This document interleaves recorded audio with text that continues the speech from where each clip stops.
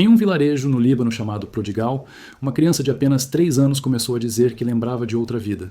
Nomeava pessoas que nunca conheceu, descrevia ruas onde jamais esteve e diante de todos acusou um homem de tê-lo assassinado em sua existência anterior. O caso chocou a comunidade e atraiu pesquisadores, tornando-se uma das histórias mais documentadas de suposta reencarnação. Este é um relato real, preservado pela memória coletiva daquele lugar, que até hoje divide a razão e o mistério. Tudo começou com frases soltas, ditas à mesa, que não combinavam com a idade do menino. Ele dizia que aquela não era sua primeira casa, que tinha uma esposa, que lembrava do cheiro de um forno que não era o de sua mãe. Palavras que não vinham de desenhos animados, nem de conversas de adultos.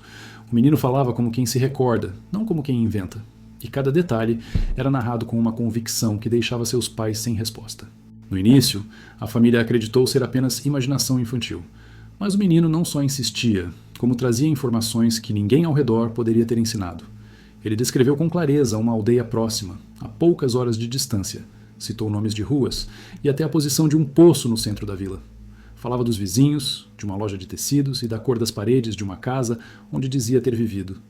Tudo com precisão impossível para alguém que jamais saíra de Prodigal. A cada relato, o desconforto da família aumentava. Alguns vizinhos sugeriram oração, outros disseram para ignorar. Mas havia os que ouviam e sentiam calafrios. No Líbano, histórias de crianças que carregam lembranças de vidas passadas não são tão raras quanto se imagina. Ainda assim, naquela intensidade, diante de tantas testemunhas, era algo que desafiava até os mais supersticiosos. A comunidade começou a se dividir entre os que viam um sinal divino e os que temiam um engano perigoso. O pai, homem simples e de fé, não queria se perder em rumores. Decidiu testar as palavras do filho. Preparou a mula e anunciou que o levaria à aldeia descrita, apenas para provar que nada daquilo tinha fundamento. A mãe, aflita, pediu que não fossem, temendo o que poderia encontrar. Mas o menino sorriu como quem esperava por aquele momento. Vou mostrar onde morei, disse sem hesitar. Era um convite para atravessar a fronteira entre dúvida e assombro. Durante a viagem, a criança se comportava como guia. Apontava caminhos, reconhecia árvores, riachos, pedras no chão. O pai, cada vez mais apreensivo, começava a perceber que não era apenas coincidência. O menino dava instruções antes mesmo de o cenário surgir diante deles. É por ali, dizia, com a naturalidade de quem apenas volta para casa depois de uma ausência. A mãe rezava em silêncio enquanto o coração batia com a sensação de estar entrando em território proibido. Ao chegarem, o impossível começou a se confirmar. A criança, sem nunca ter posto os pés naquela aldeia, conduziu os pais por ruas estreitas, saudando lugares como velhos conhecidos.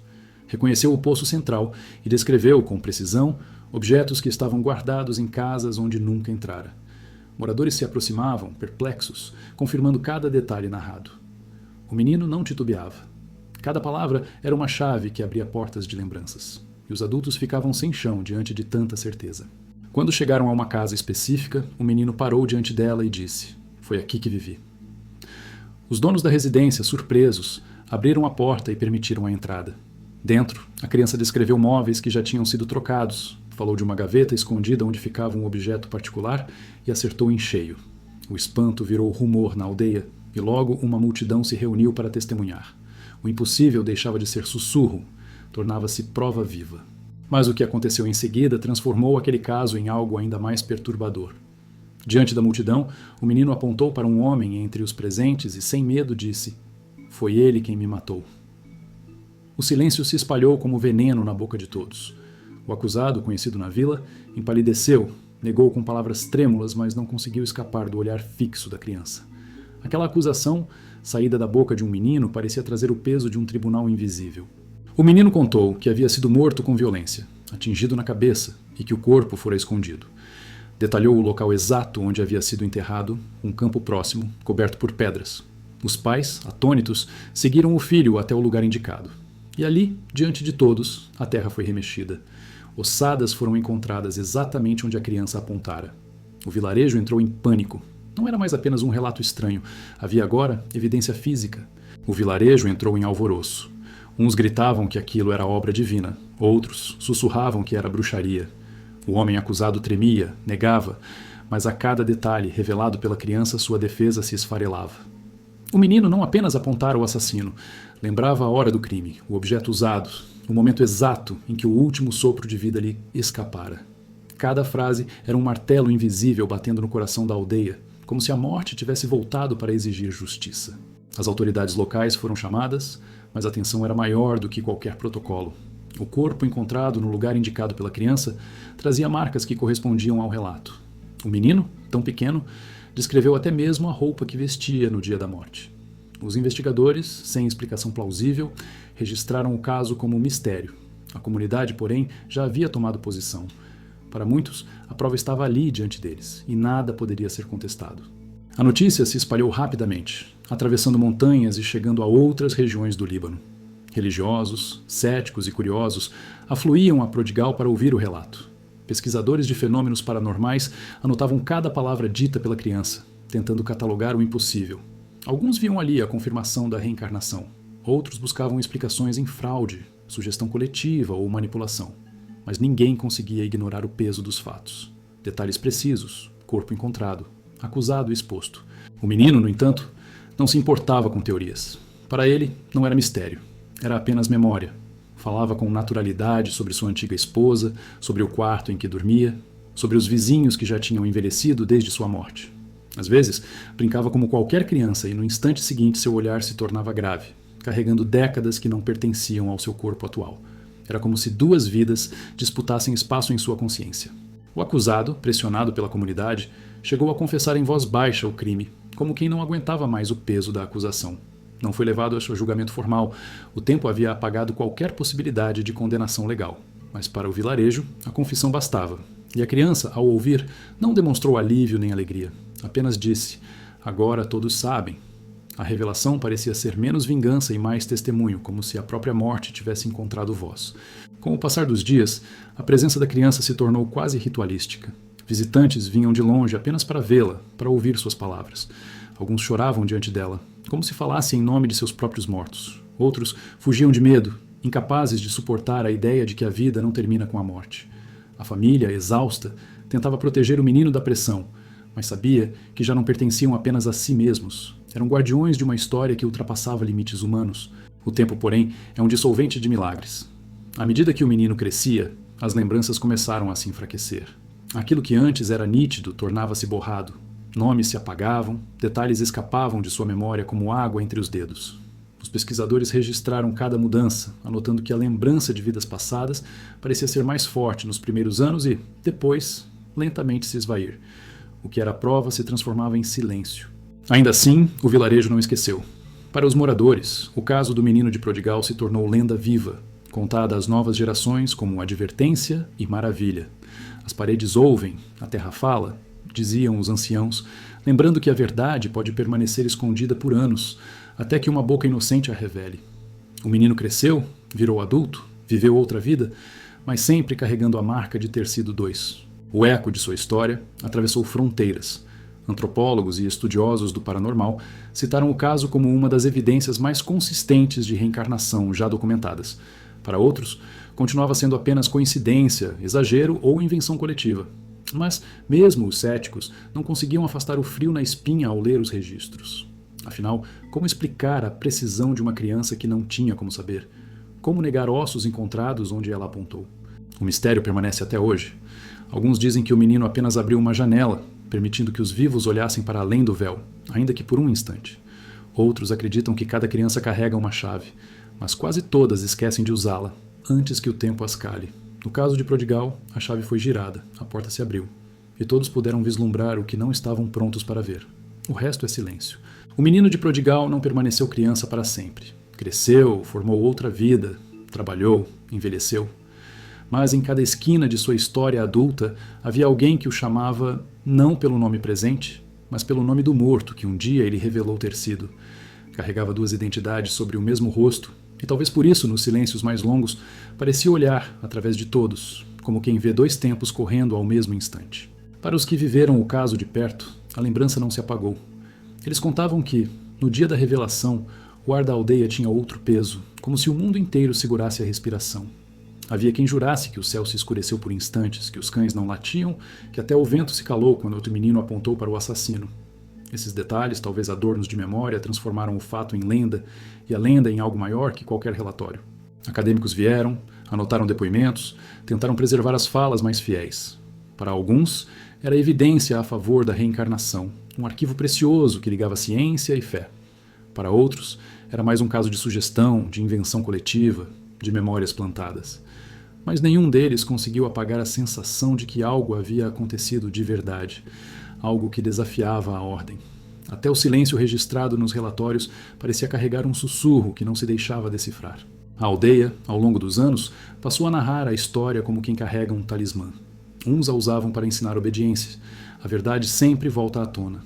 Outros a contavam como prova da alma eterna. E havia ainda quem evitasse mencionar, temendo despertar fantasmas. O caso se tornou parte da identidade de Prodigal. Não era apenas mais um vilarejo libanês.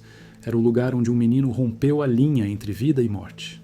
O menino, ao entrar na adolescência, já quase não lembrava dos detalhes da vida anterior. Quando perguntado, dizia que as imagens vinham como sonhos distantes, borrados, sem a clareza de antes. O corpo novo parecia expulsar aos poucos a alma antiga, como se cada aniversário fosse um exorcismo involuntário. Ainda assim, sempre que caminhava pelo vilarejo vizinho, seus olhos pareciam reconhecer o espaço com uma melancolia que não se explicava. A ciência tentou explicar. Memória genética, ecos familiares, até coincidências impressionantes. Mas a narrativa não se encaixava em fórmulas. Como explicar ossadas encontradas no local apontado? Como aceitar a confissão arrancada de um homem adulto por uma acusação saída da boca de uma criança? Quanto mais racionalmente tentavam explicar, mais o inexplicável se fortalecia, como sombra que cresce quando se acende uma vela. Houve até os que disseram que não importava se era verdade ou não. O efeito já era real. O assassino fora exposto, a comunidade marcada, a ideia de reencarnação reacendida. Verdade ou ilusão, o impacto era o mesmo. Uma nova ferida aberta no tecido da realidade. O menino de Prodigal não era apenas uma história sobre vida após a morte. Era um lembrete de que nossas certezas são frágeis e que basta uma voz infantil para ruí-las. Com o tempo, Prodigal passou a ser visitada por curiosos em busca de vestígios. Procuravam o campo onde o corpo fora encontrado, a casa que o menino descrevera, qualquer traço da história. Muitos saíam de lá com mais perguntas do que respostas, mas todos sentiam a mesma atmosfera estranha, como se o chão guardasse memórias e a brisa fosse carregada de vozes antigas. O vilarejo se tornara, sem querer, um santuário do inexplicável. O menino, já adulto, dizia que viver duas vidas dentro de uma só era um fardo. Em seus momentos de silêncio, olhava fixamente para a própria sombra no chão, como se quisesse perguntar a ela qual das duas almas o acompanhava. Talvez nenhuma, talvez ambas. A sombra nunca respondia, mas quem o observava jurava ver às vezes sua silhueta tremular, como se carregasse um corpo a mais, invisível aos olhos comuns. Anos depois, quando sua história já era contada em livros de parapsicologia e círculos religiosos, o homem que fora menino de Prodigal deu a última entrevista. Disse que já não se lembrava de quase nada, que as vozes da vida anterior haviam se calado. Mas, ao final, deixou uma frase que ecoou como despedida de duas almas. Se vivi duas vezes, então morrerei duas vezes. E espero que alguém lembre de mim, outra vez, em outra boca. A frase se espalhou como profecia. Para uns, soou como aviso de que ele voltaria em outro corpo. Para outros, como poesia triste de alguém que já não distinguia a lembrança de sonho. O fato é que, ao morrer de causas naturais, décadas depois, muitos no vilarejo acreditaram que em breve outra criança surgiria falando seu nome. Não surgiu. Mas o silêncio que ficou parecia carregar uma espera, como um palco vazio aguardando o próximo ator. Hoje, ao mencionar Prodigal, os moradores mais antigos ainda falam com respeito. Dizem que a aldeia foi escolhida para guardar uma fenda na realidade. As gerações novas escutam e riem, mas sempre há um momento de inquietação. Um instante em que os olhos se desviam, como se no fundo preferissem não desafiar a memória coletiva. Pois quem garante que as paredes não escutam? Quem garante que os mortos não encontram meios de voltar? A história viajou pelo mundo, entrando em documentários, artigos científicos e rodas espirituais. Foi citada como evidência em debates sobre a alma, usada como argumento em sermões, explorada em livros de mistério. Mas, quanto mais era exposta, mais se tornava impossível capturar sua essência. O que aconteceu em Prodigal não cabe em papéis nem estatísticas. É um sussurro que só pode ser entendido por quem o ouviu no ar daquela aldeia. Há quem diga que toda comunidade guarda um segredo, algo que a define além de seus muros. Prodigal guarda um menino que foi dois, para alguns, um mártir da memória. Para outros, apenas um delírio bem contado. Mas, para os que sentiram no corpo a estranheza daquele tempo, não há dúvida. A vida não é uma linha reta, É uma espiral que às vezes retorna ao mesmo ponto, pedindo que repitamos ou revelemos o que ficou oculto. O que mais assusta, no caso, não é a lembrança em si, mas o julgamento que ela trouxe. Uma criança, sem poder, sem artifício, carregou na boca a acusação que fez tremer um homem adulto. Isso nos lembra de que a verdade pode vir de onde menos se espera, e que nenhuma culpa pode ficar escondida para sempre. O menino de Prodigal não foi apenas vítima de um crime. Foi testemunha de que o tempo não apaga, apenas adia. Seja lenda, seja fato, a história toca porque revela a fragilidade da nossa identidade. Quem somos, afinal, se não lembramos? E quem somos, se lembramos demais? Talvez sejamos apenas guardiões temporários de memórias que nos atravessam sem pedir permissão. Talvez o que chamamos de eu seja apenas um breve empréstimo, que a qualquer momento pode ser tomado de volta por vozes mais antigas. No crepúsculo de Prodigal, alguns ainda juram ouvir passos de criança correndo onde não há ninguém. Sussurros infantis que mencionam nomes esquecidos. Pode ser apenas imaginação, pode ser eco do vento. Mas quem já conhece a história não consegue afastar a sensação de que algo persiste. Como se uma parte daquele menino, ou do homem que ele foi, tivesse escolhido ficar para sempre na aldeia, como guardião da fronteira entre dois mundos. O caso, estudado e recontado, permanece como um dos relatos mais fortes de lembranças de vidas passadas. Não importa quantas explicações se proponham, nenhuma é definitiva. E talvez seja essa a sua força. Não entregar respostas, apenas perguntas. O menino de Prodigal não veio para convencer, mas para perturbar, para arrancar certezas, para deixar marcas que nem o tempo conseguiu apagar. E assim, cada vez que sua história é narrada, ela renasce também. Volta em outras bocas, em outras línguas, mas sempre trazendo a mesma inquietação. Será que a vida é única? Será que a morte é fronteira ou apenas pausa? Talvez nunca saibamos. Talvez a resposta esteja escondida em outra boca, em outra criança, esperando sua vez de falar. O que sabemos é que em Prodigal, um dia, uma criança de 3 anos ousou dizer o indizível e foi acreditada. Sua lembrança trouxe ossos à superfície, expôs segredos, transformou vidas. E até hoje, quando alguém pergunta se existe vida após a morte, o silêncio parece responder com outra pergunta. E se sua vida não fosse a primeira que você viveu?